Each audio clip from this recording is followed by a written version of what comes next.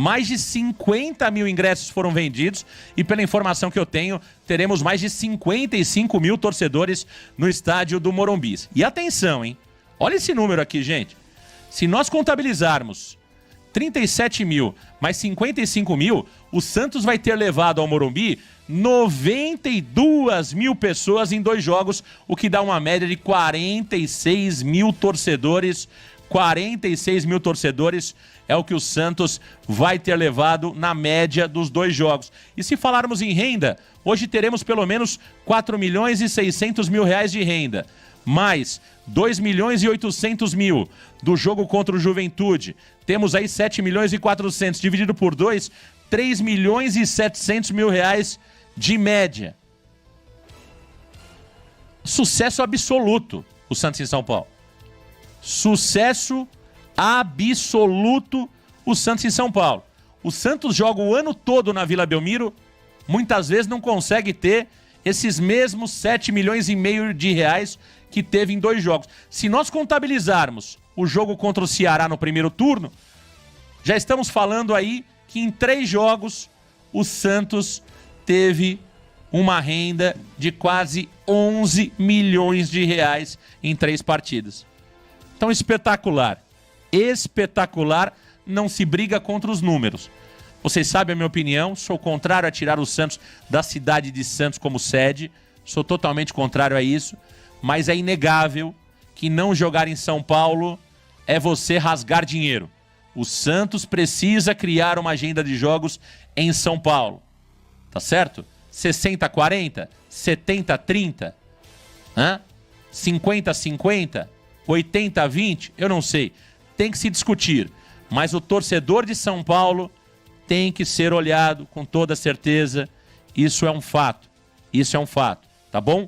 Então, parabéns ao torcedor do Santos, em especial aquele que vai no jogo de hoje, que comprou mais de 50 mil ingressos para acompanhar o Peixe. Diego Maciel mandou um superchat aqui. Marcão, a escola espanhola de técnico é ótima e são estudiosos. Dito isso, será que não tem nenhum técnico espanhol, mesmo que seja da 2ª divisão, que faça esse time jogar? No Brasil, quem tem um olho é rei, tá dizendo aqui o Diego Maciel. Diego, o ponto é o seguinte, cara, eu acho que os testes são válidos. O grande problema de você testar mais uma vez e trazer uma aposta, seja espanhol, seja argentino, seja uruguaio, seja de qualquer nacionalidade, é que a gente já tem apostado demais, entendeu? A gente já tem apostado demais. Eu, nesse momento, para trocar o Kleber Xavier, eu trocaria por alguém de peso. Alguém que venha e que gere ao torcedor uma confiança que realmente esse cara tá chegando para resolver o problema. Se você traz ali um treinador jovem espanhol, não deixa de ser uma aposta, porque tem adaptação ao futebol brasileiro, tem uma série de coisas, o cara foi menos testado, então eu sou favorável a trazer alguém que venha realmente para resolver, tá bom? Mas fato é que nesse momento o Kleber Xavier é o treinador do Santos, a pressão sobre o Kleber diminuiu drasticamente, o Kleber tá no comando do Santos e só sai do Santos agora se o Santos tiver uma sequência grande de resultados negativos. Caso contrário, o Kleber deve ser o treinador do Santos até o final da temporada. Marcão, independente do resultado de hoje, o Kleber será mantido? Mais ou menos isso. Mais ou menos isso. A única chance do Kleber hoje ser demitido depois da partida é se o Santos tomar uma goleada no Vasco da Gama. Aí isso pode acontecer. Mas não acredito que aconteça isso. Não vejo tanta superioridade do Vasco para que goleie o Santos jogando no Morumbi. E eu acho que o Santos hoje vai realizar uma boa partida, tá bom? Vai realizar uma boa partida. Deixa eu falar sobre o jogo. Deixa eu falar sobre o jogo de logo mais. Grande transmissão do Varanda a partir das 14 horas deste domingão. O Varanda Futebol Debate dando um show direto do estádio do Morumbi. Olha, atenção. Vamos às informações do Santos aqui no Varanda Futebol Debate. Tá aí, ó. Desfalques, João Basso e William Arão. É uma cilada, Bino. Tá mal, hein, Arão? Tá mal, hein, Arão? Pendurados, Igor Vinícius, Zé Rafael, Neymar e Tiquinho Soares. O Santos não perde há 3 partidas. Quem é que para o Santos, hein? Esse tem qualidade. 45% de aproveitamento jogando em casa, voando, hein? Não perde para o Vasco como mandante desde 2017. Vamos ao time provável do Santos. Gabriel Brazão no gol. Mike pela direita. Atenção, hein? Luizão no lugar do Gil. Gil no banco, Luizão como titular, após a grande partida do Luizão no último domingo contra o Cruzeiro no Mineirão. Luan Pérez retorna ao time titular depois de ficar fora por contusão. Souza do lado esquerdo. No meio-campo, olha aí a mudança, hein? Zé Rafael reaparece como titular. Primeiro volante Zé Rafael, Bom Tempo e Neymar Júnior. Na frente, olha aí, hein? Agora a internet vai cair na cabeça de Kleber Xavier. Roleiser sacado. Álvaro Barreal será o titular. Guilherme pela esquerda e Tiquinho Soares como centroavante. Então vamos lá. Luizão no lugar do Gil. Acerta, na minha opinião, o Kleber Xavier. Aliás, eu vinha pedindo isso há muito tempo. Até acho, sinceramente, que se ele optasse hoje pelo Gil, daria pra entender, tá? Marcão, você tá louco? Você criticou o Gil aí pelo fato de o Gil ter sido colocado naquela partida contra o Juventude. Você disse que ele tava no bico do corvo, tava mais pra se aposentar do que pra qualquer outra coisa. Mantenho tudo que eu disse. Porém, é fato que com o Gil nós vencemos o Juventude e vencemos o Cruzeiro. Não é isso? Então, se ele mantém o Gil hoje, eu iria entender. Ok, ele tá dando sequência para um cara que ele colocou, que ele entendeu que era o ideal, e esse cara deu conta do recado. Agora, para mim, o Luizão hoje, além de ser um ativo do clube, de ser um jovem jogador de apenas 21 anos, é um jogador com mais potencial, mais velocidade, mais energia do que o Gil. O Gil é muito inteligente, sabe os atalhos do gramado, isso é muito importante, mas eu entendo que acerta o Kleber Xavier em colocar o Gil no banco e escalar o Luizão. O Luan Pérez hoje é isso mesmo, o Luan Pérez bem tem que ser titular. Mike e Souza hoje são dois laterais importantíssimos para o Santos Futebol Clube. O Souza está vivendo um ótimo momento e o Mike tem muita qualidade, né? O Brazão, daqui a pouco vamos falar sobre o Brazão, hein? Santos recusou uma proposta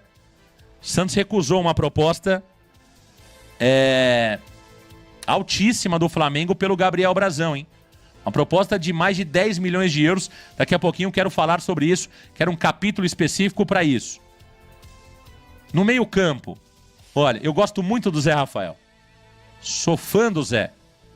Mas eu acho muito arriscado, pelo que estamos vendo do Zé Rafael, que ainda não está, ou pelo menos não mostrou estar na sua plenitude física, você jogar com o Zé Rafael de primeiro volante, principalmente quando seu segundo homem de meio campo é o Gabriel Bom Tempo, um jogador mais ofensivo do que defensivo. O Bom Tempo é um cercador, ele não é um marcador, ele é um cercador. E você tem o Neymar Júnior, que não marca ninguém. Normal que não marque, mas não marca ninguém. Então eu tenho uma certa preocupação com esse meio campo do Santos. Pode faltar pegada, pode faltar marcação. No meu desenho de hoje, eu iria com Tomás Rincon. Poderia até pensar em abrir esse meio campo no segundo tempo, mas eu começaria com Rincon, com um pouco mais de cautela nesse meio campo do Santos. Aí do meio pra frente é isso mesmo, Neymar, Roleiser, Guilherme e Tiquinho. Eu até tentaria um Gustavo Cabadeiro pela direita no lugar do Álvaro Barreal. Tá certo? Mas eu acho que o Santos está bem escalado para o jogo de logo mais. Faço só essa ressalva quanto ao Zé Rafael. Se for o Zé Rafael hoje, que vimos no Palmeiras por anos e anos, tá lindo, tá maravilhoso, tá certíssimo. Agora, se nós tivermos o Zé Rafael que vimos nas partidas recentes do Santos, principalmente contra o Cruzeiro, o Zé Rafael não foi bem. Teve jogos anteriores que o Zé Rafael também não foi bem. Ele estava desconectado com o jogo, ele estava em outra sintonia. O Zé Rafael só fez um bom jogo com a camisa do Santos, que foi o primeiro jogo dele com a camisa do Peixe. Eu não me lembro qual foi o jogo exatamente, mas o único jogo que o Zé Rafael foi bem no Santos, para mim, foi o primeiro dele com a camisa do Santos. Depois foi um jogador que realmente entregou muito menos daquilo que a gente conhece do potencial dele. Então, eu me preocupo um pouco com esse meio campo. Agora, eu acho que está bem escalado o Santos. Está bem escalado. E você tem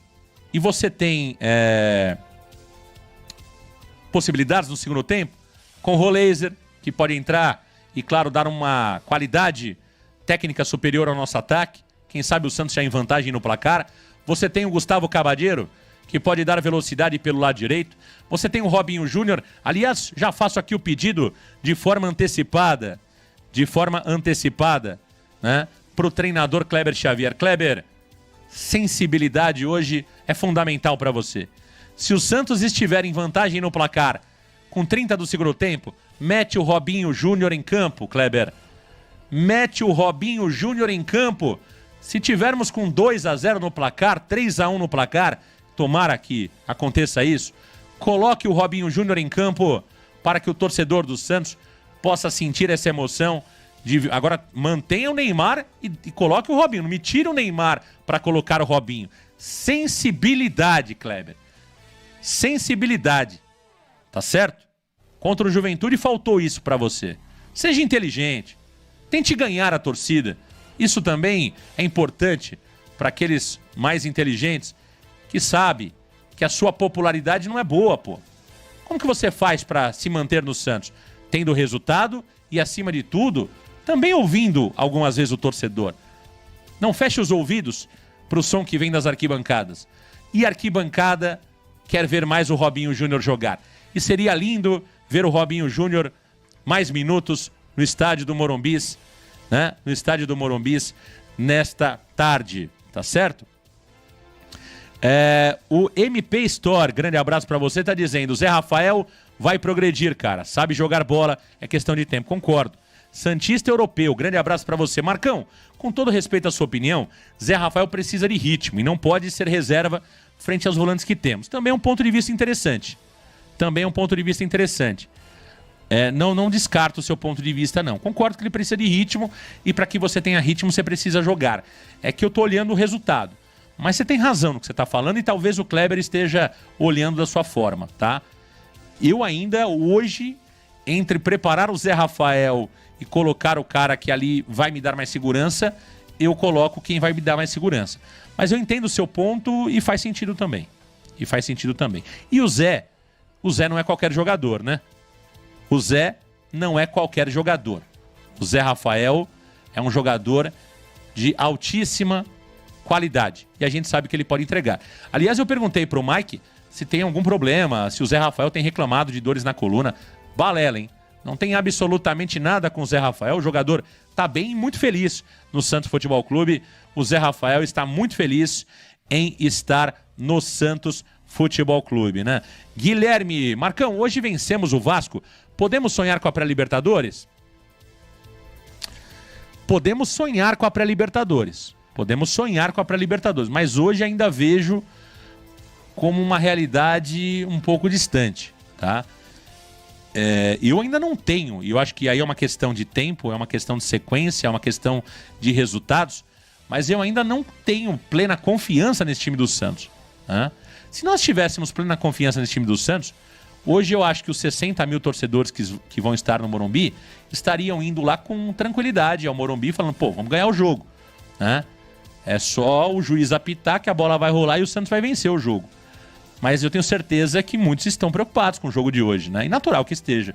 Eu acho que esse time do Santos ainda tem muitos altos e baixos, e muitas vezes mais baixo do que alto, entendeu? Então, em termos de pontuação, dá para acreditar, dá para sonhar. Em termos práticos, considerando aquilo que estamos vendo, eu acho que a Libertadores ainda é uma realidade distante. Mas eu acho que estamos muito próximo de uma Sul-Americana. Tá certo? Estamos muito próximo de uma Sul-Americana. Ó, o Derek. Marcão, hoje seria um jogo ideal para convencer em relação ao trabalho do Clebinho? Eu acho que é um jogo ideal, talvez para diminuir as críticas ao Kleber. Se o Santos conseguir um bom resultado hoje, aí o Kleber ganha muita moral, né? Até eu, que sou um cara que sou favorável à mudança do treinador, se o Kleber ganhar hoje, eu acho que esse papo morre. né? Aí não faz o menor sentido, né? Aí não faz o menor sentido. Como que você tira um treinador que coloca o Santos ali, são 3 jogos sem perder, e o Santos hoje chegaria à 3ª vitória consecutiva, né? Então acho que aí meio que esse papo de mudança de treinador, ele meio que apaga totalmente, né? E eu acho que sim. Eu acho que é um jogo pro Kleber começar a ganhar a confiança do torcedor. É o jogo ideal, Morumbi lotado, domingo, o dia mundial do futebol. Eu acho que era o Milton Neves que falava isso. Acho que era o Milton Neves. Escutei muitas vezes o Milton falando sobre isso e gostava. O dia mundial do futebol e o horário ideal é domingo, 4 da tarde, meu amigo. Durante anos e anos e anos, inventaram vários horários para o futebol. 19 horas de domingo, agora colocaram domingo 20 horas, segunda-feira 20 horas, quarta-feira 21h35, domingo 11 horas da manhã, já inventaram de tudo.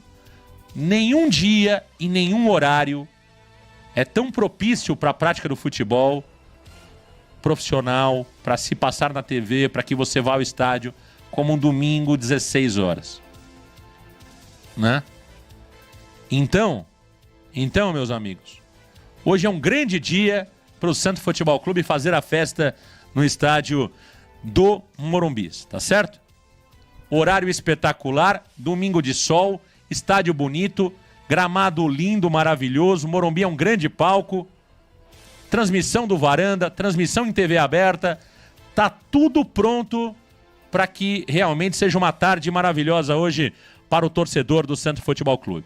Vamos às informações do Vasco para você ligado aqui no Varanda Futebol Debate, 9 horas e 36 minutos, aqui na varanda mais famosa do Brasil. Vamos às informações do Vasco, tá aí na tela para você.